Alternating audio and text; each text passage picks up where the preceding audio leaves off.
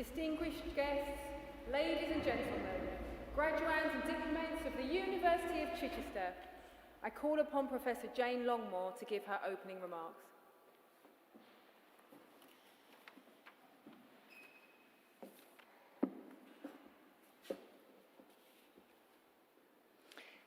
Chair of the Board of Governors, distinguished guests, families and friends, graduands and diplomands, a very warm welcome to this graduation ceremony in our beautiful cathedral. I can't think of a better setting for this moment of great hope in your own lives. Graduation, a rite of passage from the university into the wider campus of life. We feel genuinely privileged to be sharing this ceremony with you.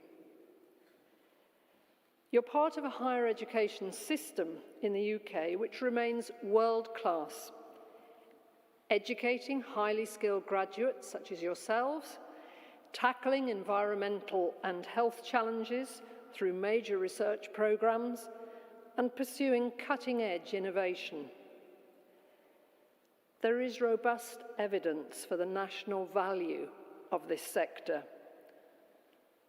London Economics published an analysis just this month which shows that the overall contribution of UK universities to the UK economy from teaching, research and innovation is £265 billion per annum, over $250 billion. Now, we're the only university based in West Sussex, and we therefore play a key regional role in the UK system. You are among the hundreds of successful graduates who will emerge from this year's ceremonies. You will be the professionals of the future, whether teachers, lawyers, psychologists, engineers, business and cultural leaders, actors and musicians. You are the future. You've studied in a university where internationally recognized research is conducted, and we are an engine of innovation for business and the public services. Earlier this year, for example, we opened the first phase of a new community diagnostic centre on the Bognor Regis campus, a partnership with the NHS to speed up diagnosis times by offering checks and tests closer to home for our local communities and in some of the most disadvantaged parts of the coastal strip. As in the best stories of success, we came from small beginnings. In 1839, Bishop William Otter proposed the foundation of a training college for schoolmasters in Chichester to educate the children of the poor. Here we are, 180 years later, a full university with subjects ranging across the performing arts, humanities, health, social sciences, and technology. And you are now part of the distinguished story of this university, part of a continuous thread of over 180 years of higher education. You will always be welcome here. We appreciate hearing about your success, and after this ceremony, we welcome you all as members of our Alumni Association. Governments tend to think rather narrowly about the purpose of higher education as simply serving the needs of the economy. This is, of course, important. You are, of course, concerned about your future job prospects. But as educators, we know that at Chichester you've been part of a community that has helped you not only to pursue your academic and career interests, but also to grow as a human being. Here's a comment by one of our students taken from the National Student Survey, where she encapsulates this sense of personal growth. During my time at the university, she wrote, I feel I've been given the opportunity to grow, not just intellectually, but emotionally and as a person. I've gained confidence in leaps and bounds, and I've learned how to conduct myself as an adult. I've always felt able to talk to the staff. I've been encouraged and given feedback and praise for my ideas. And I've had opportunities to experience the wider world I'm going to enter. I've made friends for life, and I've realized what I want to do with my life. Overall, my time at the university has been very special, and I will miss it. But it's an exciting time to be a new graduate. A major technological revolution, the development of artificial intelligence, moves further forward daily. At first, this can look a little daunting. There was an experiment at Columbia University recently between human lawyers and their artificial counterparts. Both were given the task of reading a series of technical legal documents which had loopholes in them. They were supposed to identify the loopholes, and the results were at first reassuringly similar.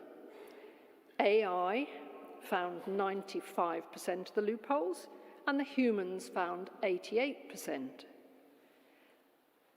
But the humans took 90 minutes to read the documents, and AI took 22 seconds. What will this new technology mean for humanity, for you as new graduates? I think perhaps sometimes it's useful, when we are worrying about such things, to take a slightly longer perspective.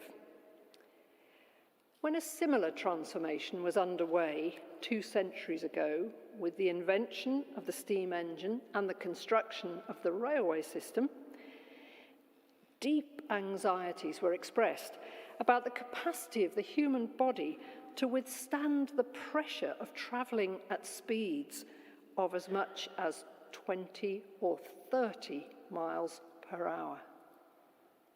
It was feared that passengers on the new trains would suffocate if they were exposed to these extreme speeds, or at the very least, suffer complete dislocation of their internal organs. Of course, none of that happened.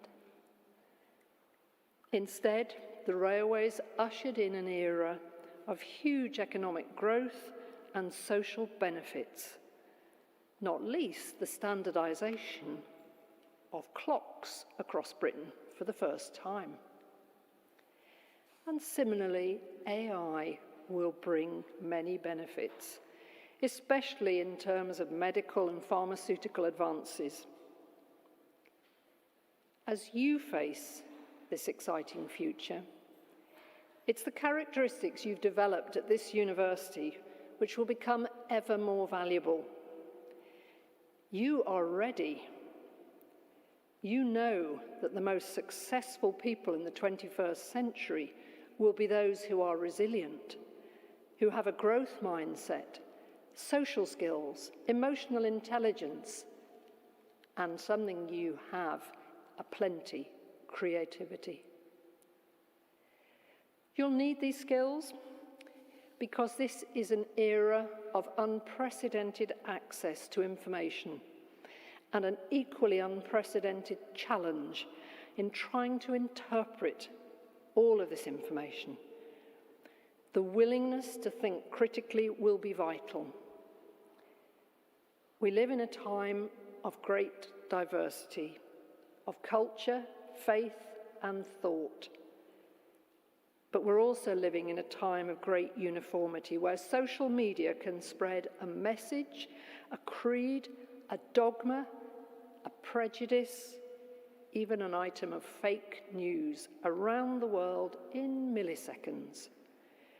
Your ability to stop and think and to form your own opinion, regardless of the background noise, has never been more important. Today, we're here to celebrate the success of students in the University of Chichester Conservatoire. Your staff are delighted with your success.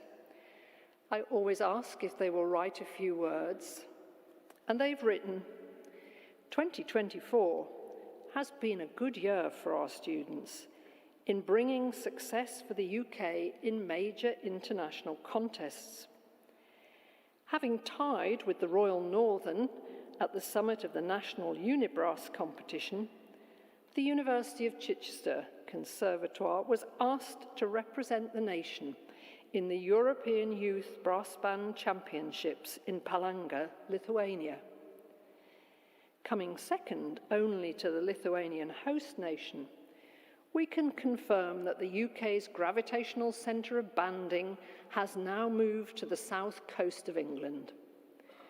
For the second year running, our students will again represent the nation at the European Championships in Norway this year. Our student orchestras toured in Europe and supported a record number of stage shows, with our musical theatre students gaining rave reviews and agent representation for their work in theatres on our campuses and across the south of England. More than a dozen West End productions are currently featuring our graduates, who are also performing in cruise ships on every ocean, as actors on every film streaming service, and in major cabaret entertainment programmes from Paris to Florida, Beijing and Tokyo. Our current students and graduates are performing with Buxton Opera House, Opera Holland Park, Birmingham Rep and Gothenburg Opera, playing at Ronnie Scott's and the Swanage Jazz Festival. Our finalists are continuing their postgraduate studies at the Royal Northern, Royal Academy, Royal Birmingham, Royal Welsh, and Royal Scottish and Trinity Laban Conservatoires. Graduate Anna Hume has been working as a production assistant for the Annie UK Tour and Love Never Dies China Tour, and is now the production coordinator on Tina, the Tina Turner musical in the West End. More diverse careers include alumnus Daniel Koch, who has been made the International Partnerships Programme Lead for Bradford City of Culture 2025. And a former student of the department, Jess Brown-Fuller, has recently been elected as the Liberal Democrat MP for Chichester.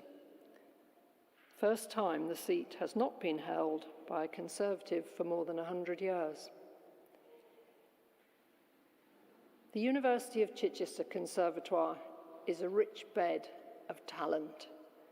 It continues to be one of the largest, most diverse and liveliest conservatoires in the UK. A lot of success, but none of it would have been possible without the help of others. The commitment of our professional service and academic staff, from the facilities staff who look after the beautiful campuses you've enjoyed, to the staff helping at today's ceremonies, making these ceremonies possible, to the lecturers who are sitting on the platform behind me. I truly hope the dedication of my academic colleagues has given you the passion to continue to be curious. Please keep asking why and carry on learning throughout your life. I'm hugely grateful for the efforts of all our staff in a truly challenging environment for higher education.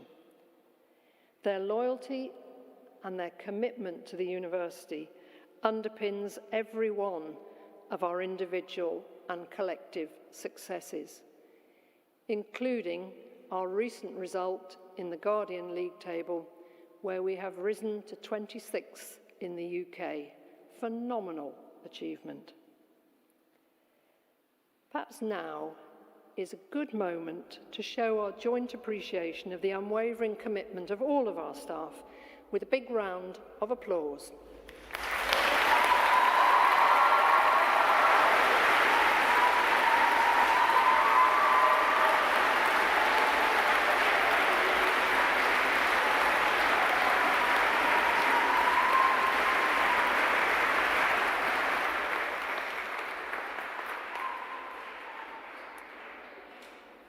But I'm aware there are some others who've been involved in your success, and they're here today or they're watching on the live stream. Because today would not have become a reality without the support of parents, partners, families, and friends. This is a very proud day for them.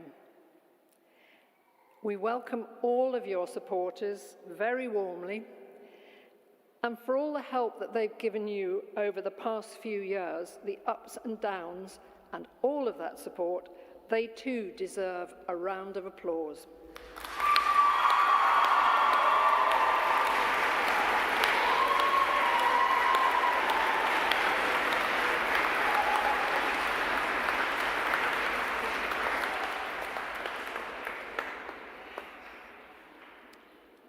But of course, graduands and diplomands, it's above all your day.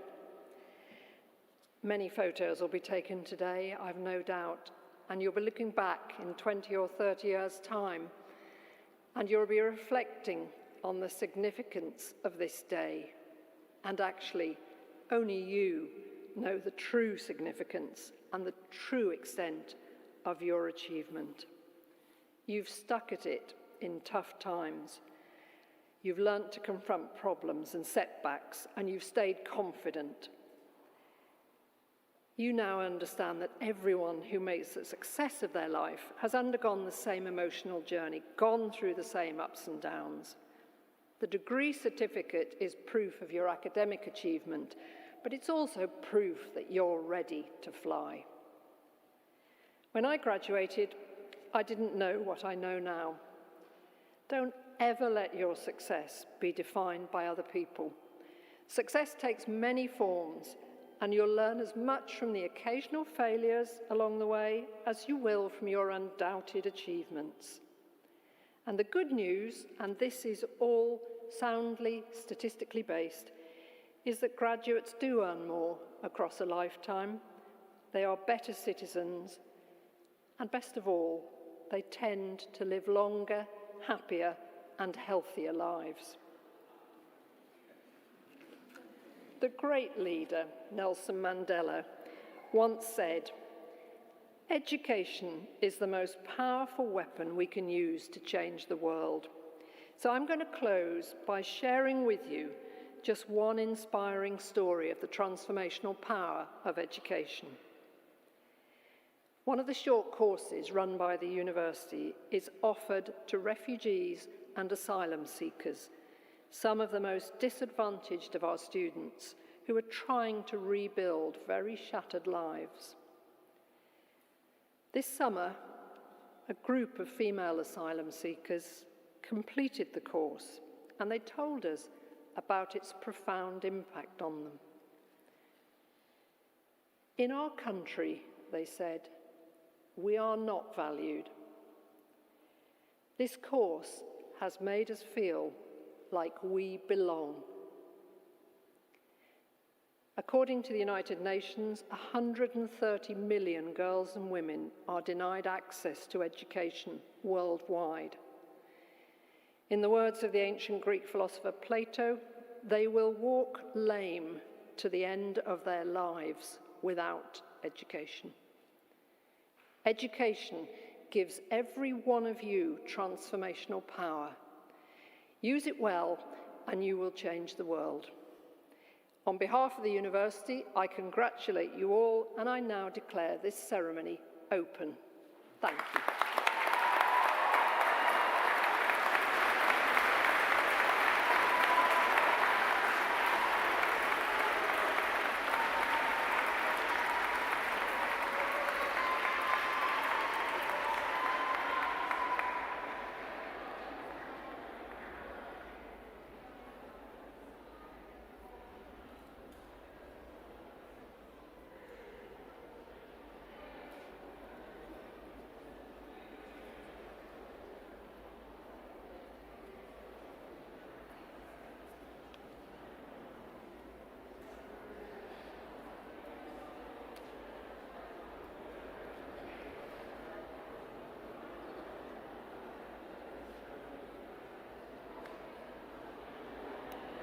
Chair of Governors, as Deputy Director of the University of Chichester Conservatoire, I present to you the candidates who have been awarded the Bachelor of Arts.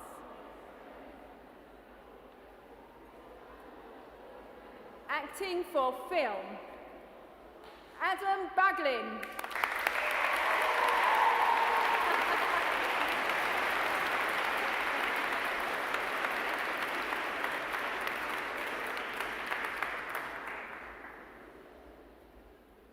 Robert Maguire.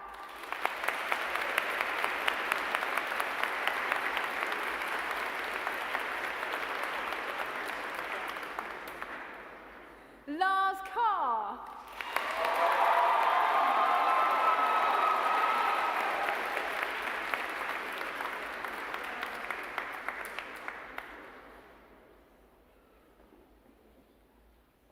Alice Riley.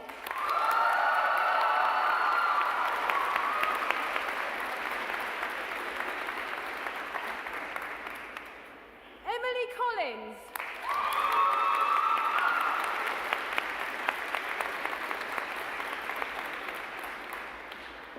Maya Bradshaw.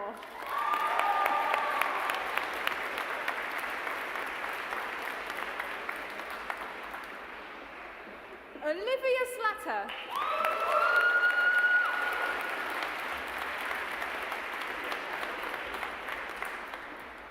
Francesca Bentley.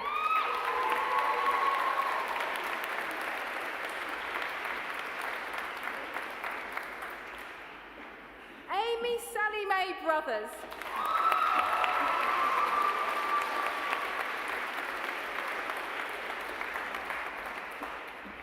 Hannah Davison.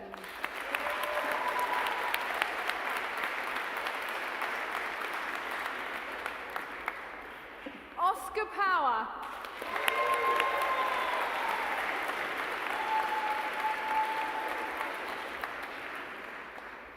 Mia Sterling.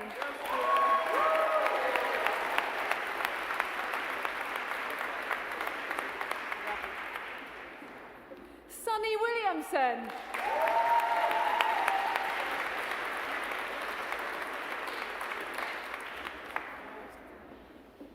Benjamin Payne.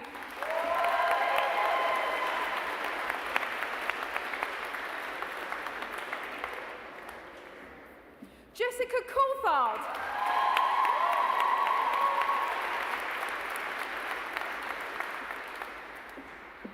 Nathan Heck Stevens.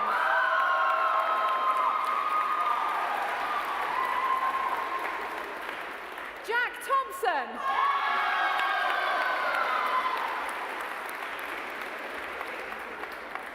Neve Blaine.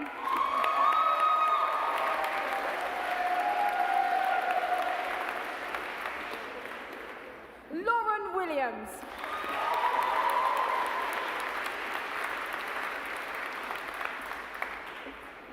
Samuel Bennett.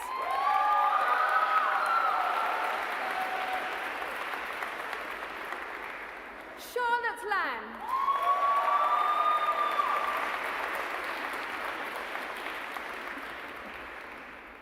Elizabeth Kanzi Job.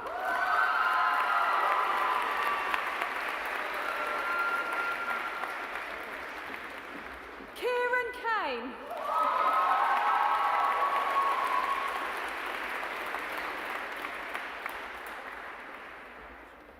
Simon Cantor.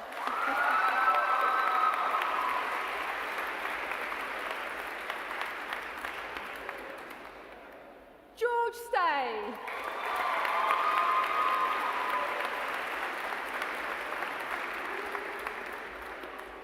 Sebastian O'Connell.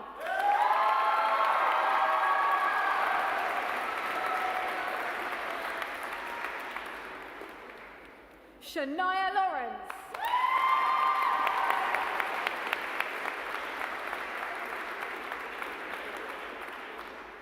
Emily Shortland Hayes.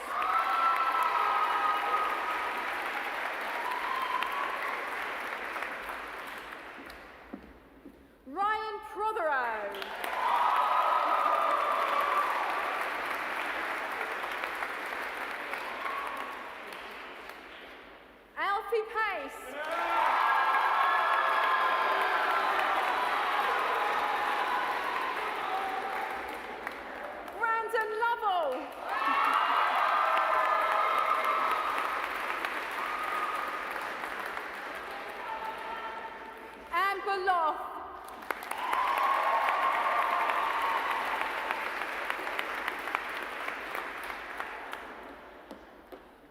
Zoe Caven.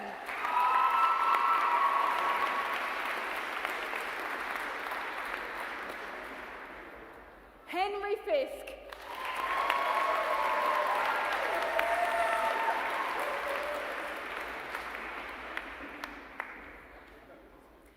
Sasha Van Reenen.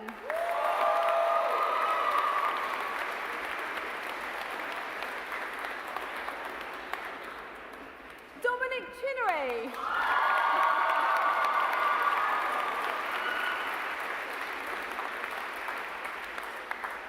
George Connell.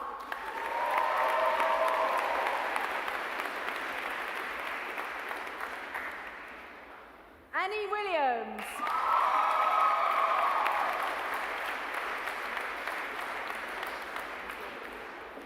Sophie Tibbetts.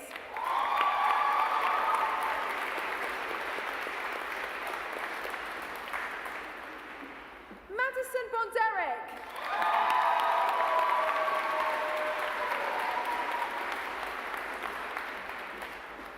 Lauren Kirby.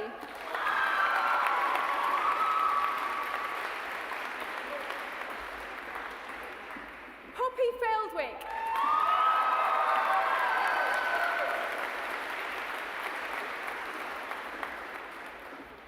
Sydney Smart.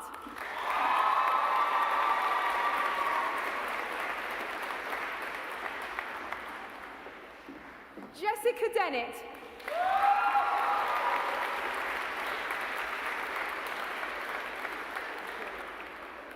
George Malsher.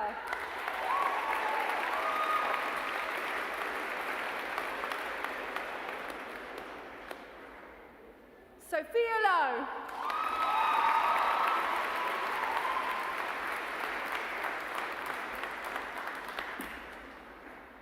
Isabella Hurst.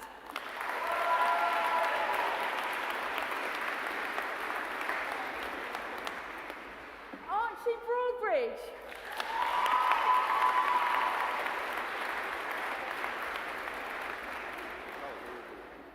Jack Saunders.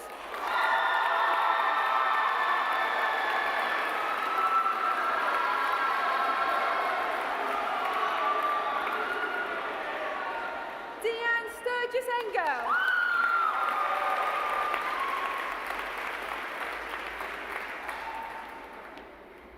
Tilly Cresswell.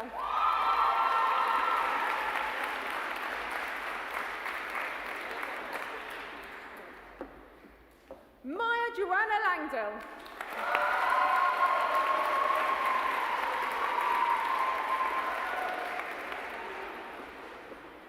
Harry Isaac.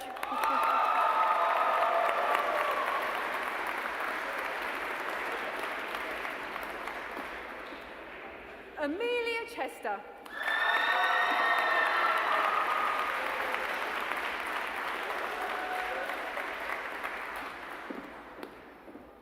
Sophia Salerno.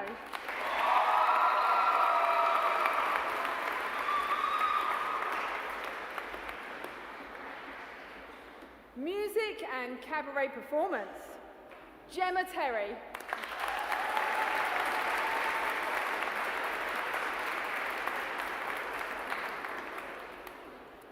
Olivia Bowen.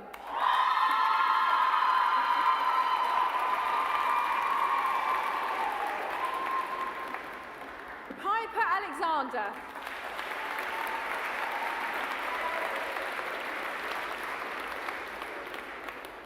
Music performance, film acting. Matthew Lane.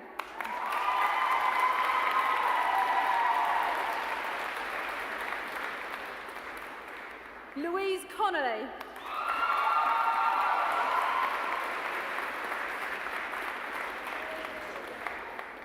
Lucia Simos Alvis Lucas.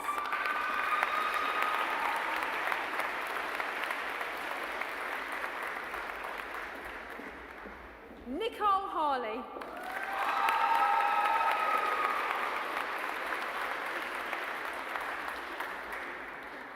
Emily Preston.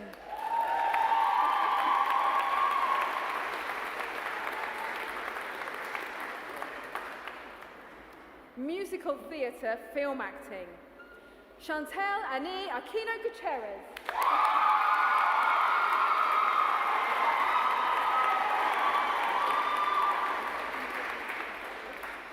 Hannah White.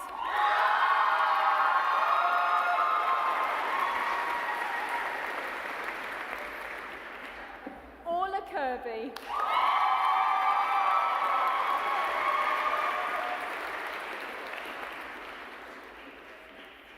Grace Williams.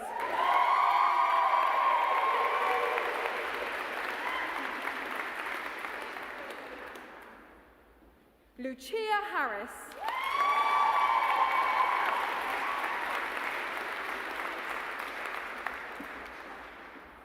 Holly Dwyer.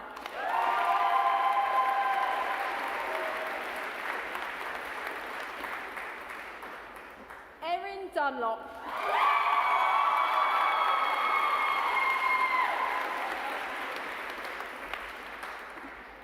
Holly Holsworth.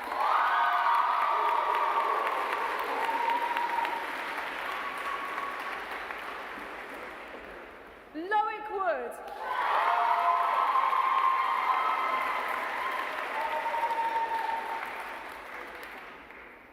Thomas Hudson.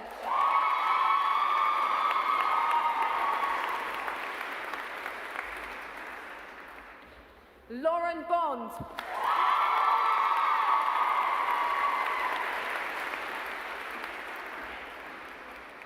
Andrea De La Rosa.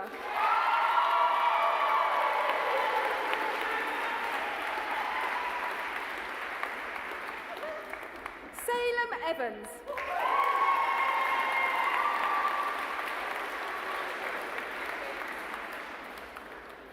Owen Kingsbury.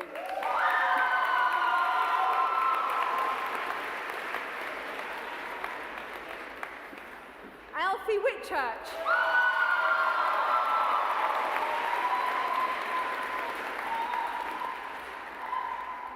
Casey McColgan.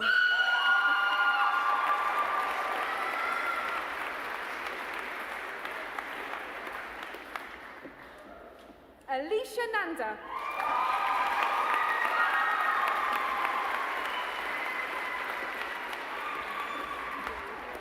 Adam Batty.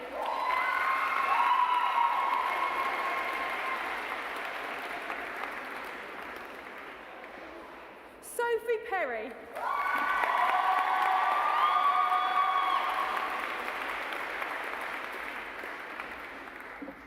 Amy Kennedy.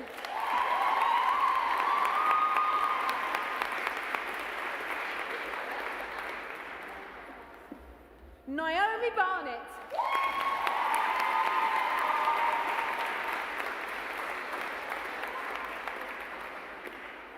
Samantha Nearsu.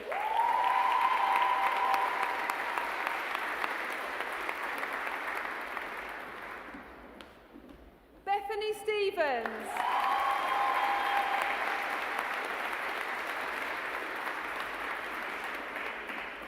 Isabella Selby.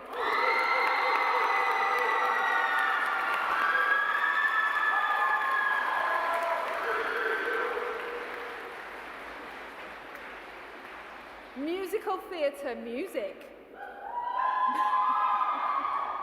Becky Baldock.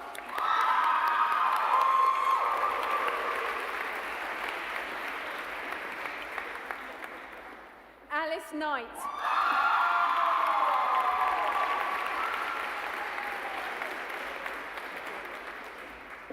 Iona Whitehead.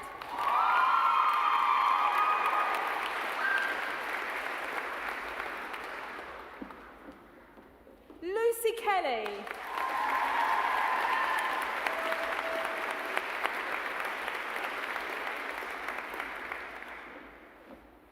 Eleanor Turnbull.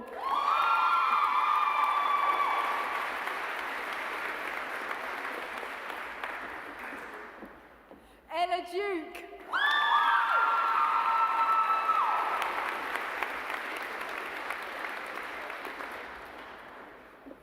Elizabeth Boundy.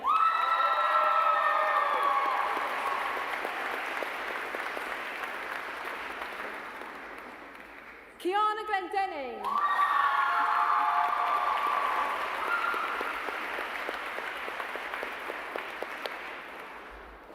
Hermione Jane Boys.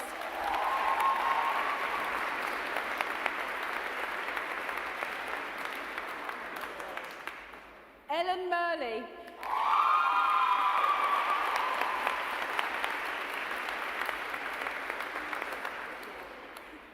Georgina Grevet.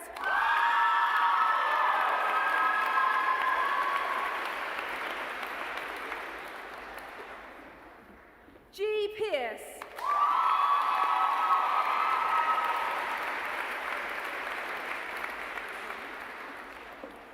Helena Sarah Emma Green.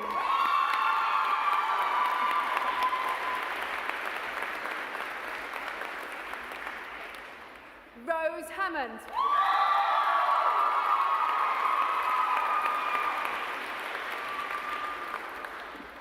Lottie Loates.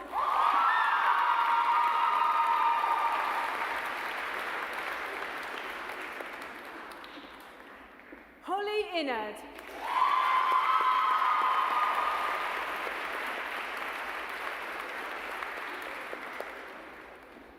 Jessie Shaw.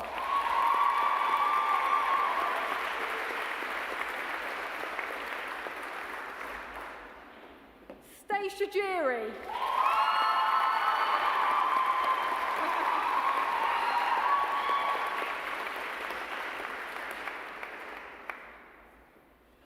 Songwriting and cabaret performance.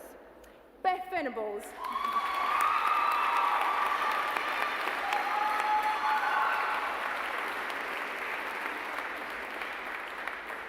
Alice Osborne.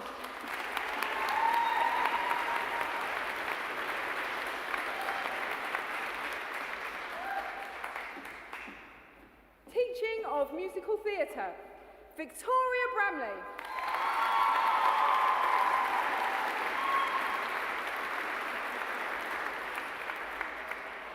Emily Hall.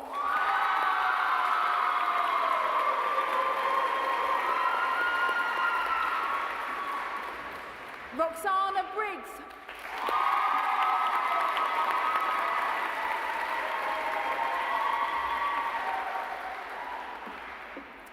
That concludes the presentation of the Bachelor of Arts. Chair of Governors.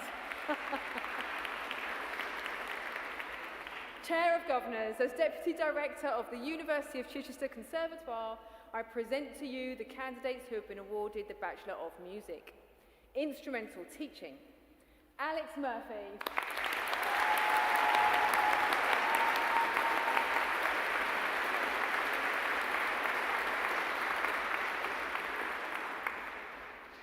Jazz Performance, Renee Miles.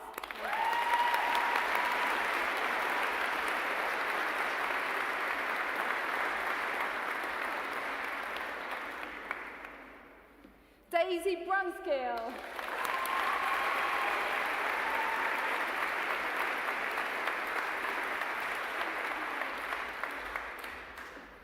And that concludes the presentation of the awards.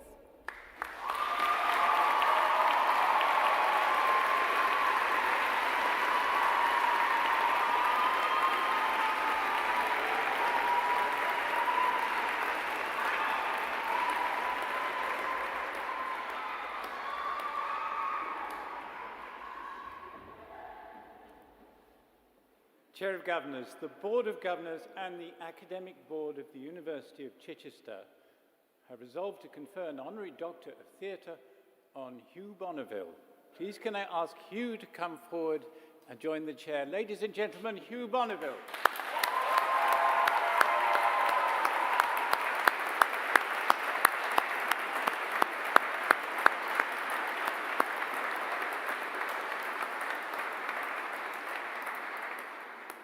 In conferring this award, I thought I'd like to get something straight at the outset, because I have discovered that Hugh Bonneville, perhaps obviously, is somewhat younger than me. This is not a Lifetime Achievement Award. He's about halfway through. Hugh's career as a stage actor started in 1986. That seems very recently to me, but to many people in this building it will seem a long time ago. He continues to be a distinguished stage actor, and if you go to California next year, you can see him as Uncle Vanya. A few years later, his television career began, and a few years after that, his film career began. And around the beginning of this century, the awards and nominations threatened to topple his mantelpiece. Actually, looking back over the achievements on stage that Hugh has notched up, it's amazing to anybody the sheer depth and breadth of what he does. He can play Molière, Lorca, Shaw, David Edgar, Ratcliffe, Ayckbourn, John Osborne, Somerset Maugham. He can do anything from Shakespeare to Panto. Now, Hugh explained to me that he is not a leading man, he is a character actor. And in case I didn't know what that was, he meant the one who doesn't get the girl. However, I was fortunate enough to see him on many occasions on the stage, but many, many more people have seen him on screen. And to many people in the nave of this cathedral, he will be particularly familiar because of his role as Robert, Earl of Grantham in Downton Abbey over a number of seasons, perhaps muddled a little in our minds with Mr. Brown from Paddington. Now, there is something that cuts in when somebody becomes a very, very well-known performer, however deservedly. And for the purposes of this citation, we're going to call it the Bonneville effect. If you can picture me with a glass of wine in my hand, wondering what to do of an evening, and scrolling through Netflix or Amazon Prime, I will call out, there was something I saw, it had Hugh Bonneville in it. And the answer might be, what was it called? I don't know. What was it about? I don't know. It had Hugh Bonneville in it. Well, search Hugh Bonneville. Actually, this Bonneville effect came to a head not many hundreds of yards from where we're sitting now. Just up the road in the CFT. A few years ago, Hugh played in Ibsen's modernist classic, Enemy of the People. I was lucky enough to see it. Caused a bit of a stir. The stir was positive. Everybody thought it was jolly good, and I did too. But lots of newspapers reviewed it, including, unexpectedly, The Sun. This is The Sun's review, or the beginning of it. This is when a performer becomes bigger than the thing they're performing. Abbey, to expose the truth. Downton star Hugh Bonneville plays hero in new play about press freedom. It was written in 1882.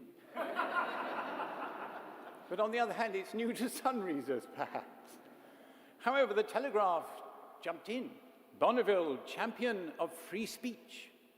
The naughty Guardian suggested the next headline might be Shakespeare backs Brexit. The truth is, it's very exciting when you know what you're going to get, and you're always surprised by it when it comes. Well, I'm going to quote from Hugh briefly now. He has said, and I think this is rather attractive, at 19, you know everything. By the time you're 40, you haven't got a clue. Now, I'm trying to connect this to the people who are graduating today, because quite frankly, when you're told about somebody who's a very high achiever, it's pretty scary when you've just graduated. I don't think many of our graduands are still teenagers. In fact, you lot probably don't get carded anymore. But you are slowly moving towards that age of uncertainty. So I've been chatting to Hugh, and I've tried to get some tips for you. First of all, about should you know what you're going to do in life? And secondly, about will it work if you want to do it? When Hugh was very young, he was absolutely clear about what he wanted to do. And this certainty lasted right up until the age he went to university. Hugh was going to be a lawyer. That was a good idea. Unfortunately, as he told me, he met what he called a fantastically inspiring teacher. Don't do that. Keep away from fantastically inspiring teachers. They will lead you astray.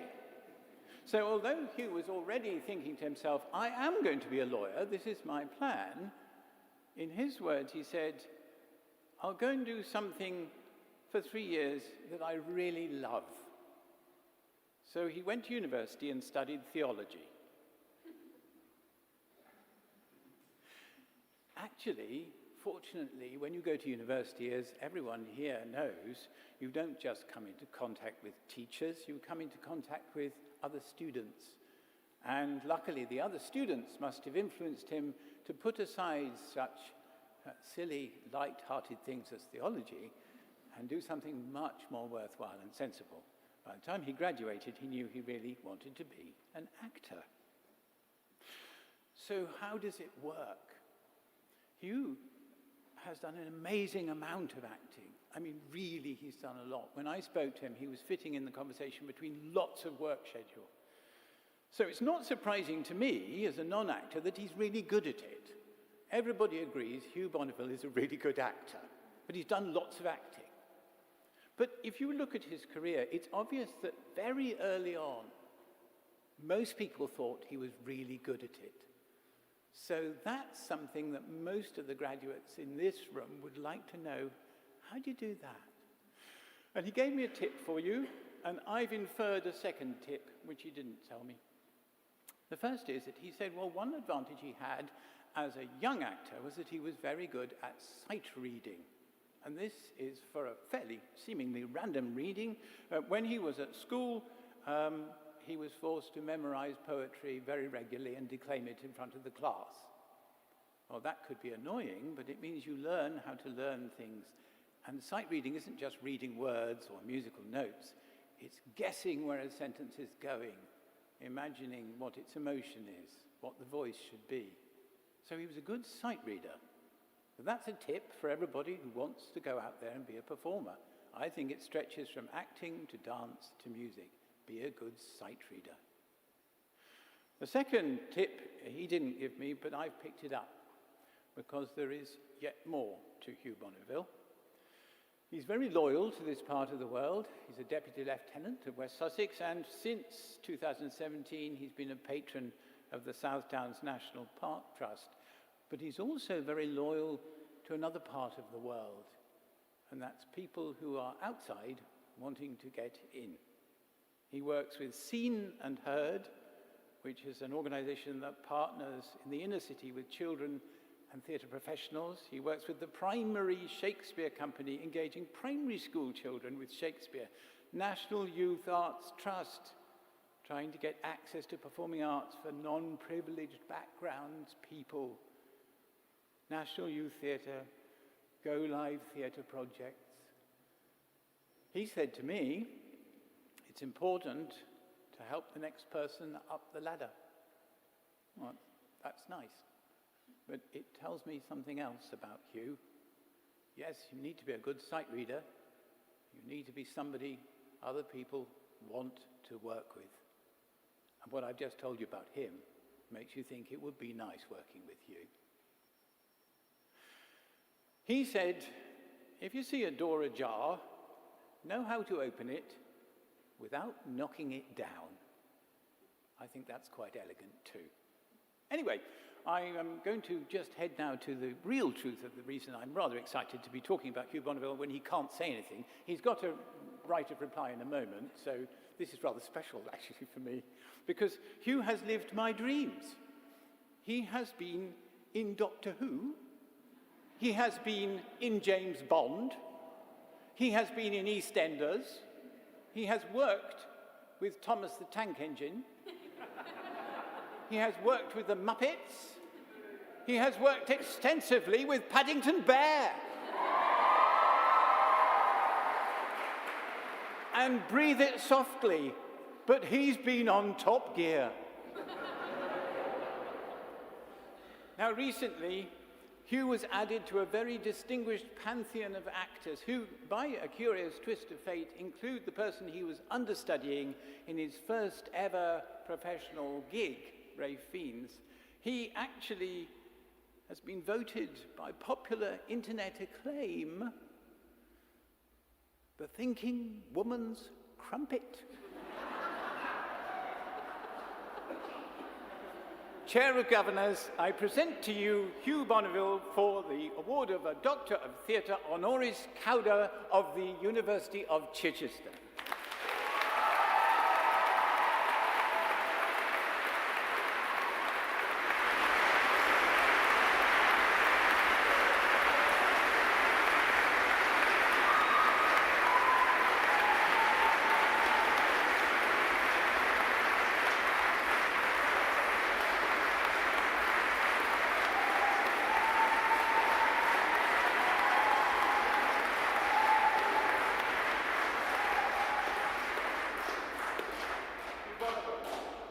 Delighted to confer upon you the Honorary Doctor of Theatre of the University of Chichester. Many congratulations.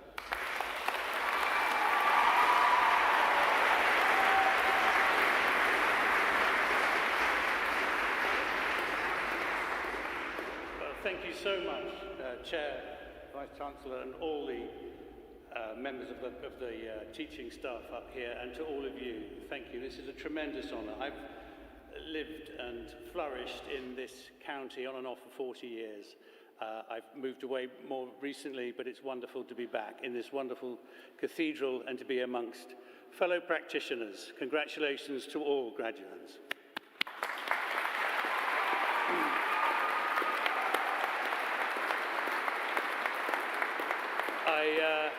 Sorry, I should say graduates.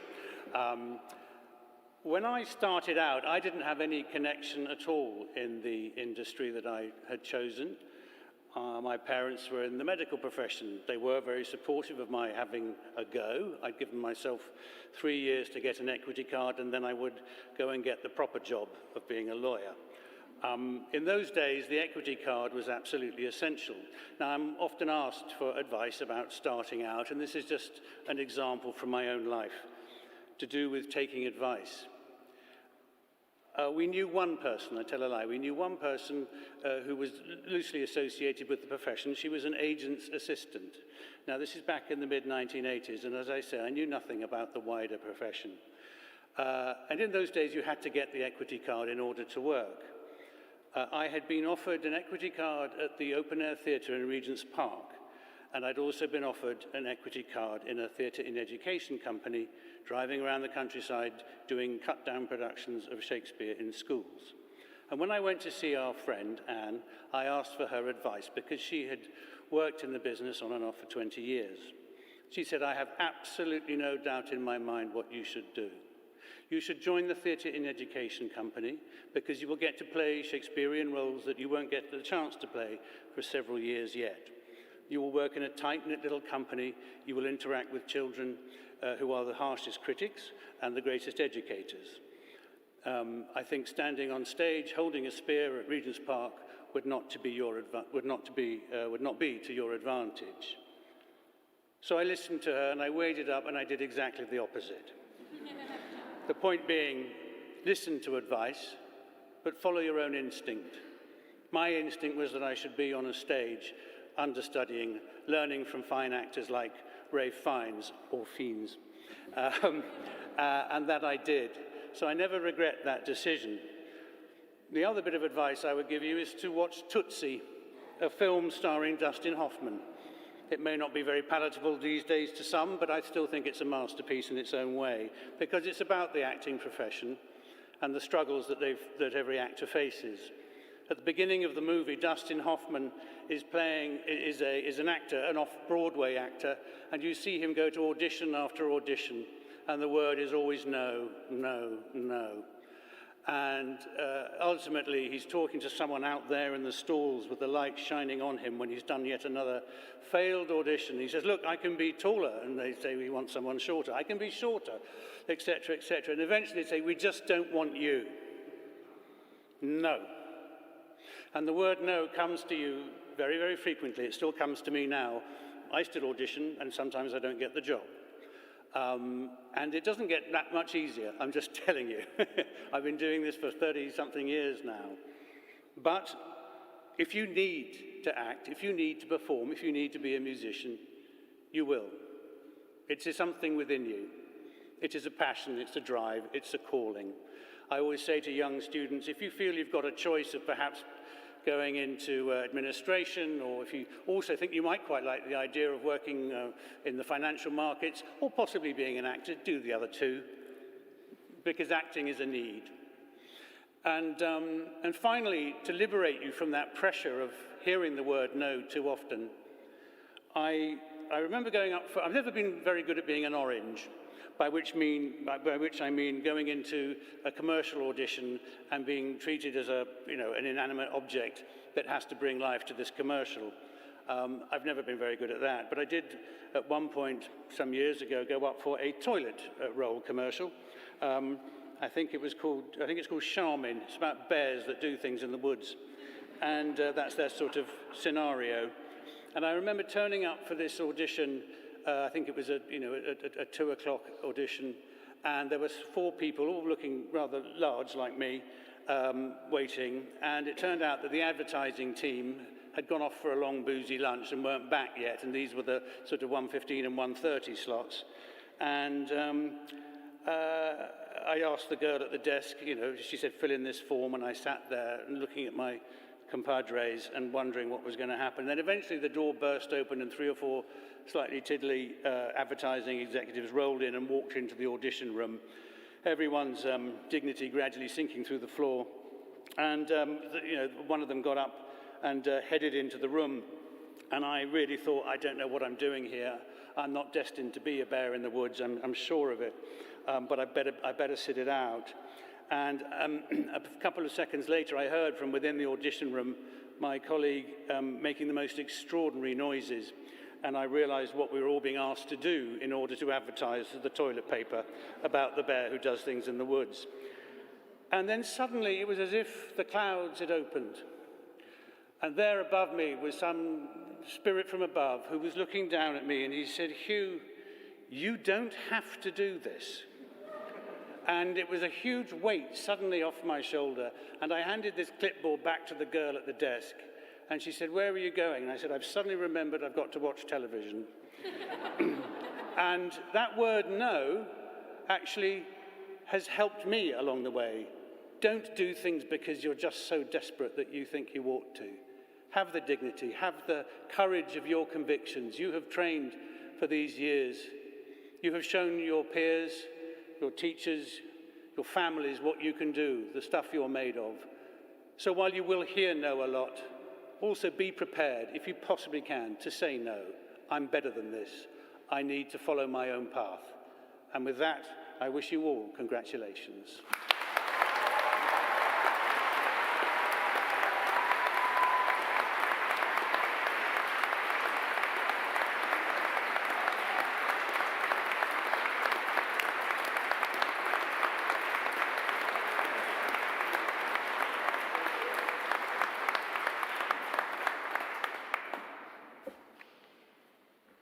Thank you, Hugh, for those incredibly encouraging comments. I think if you don't remember anything else from today's ceremony, please remember that fantastic advice as you make your own way in your own careers.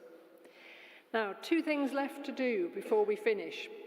One is rather a serious responsibility. This is the legal conferment of your award. Through the authority given to the university by the Privy Council and the power vested in me by the academic board of the university, I declare that those persons who are listed in the graduation programme, who present themselves here at this ceremony, and who accept their awards in absentia, are deserving of the awards that have been made to them, having achieved them by due and approved process. Congratulations.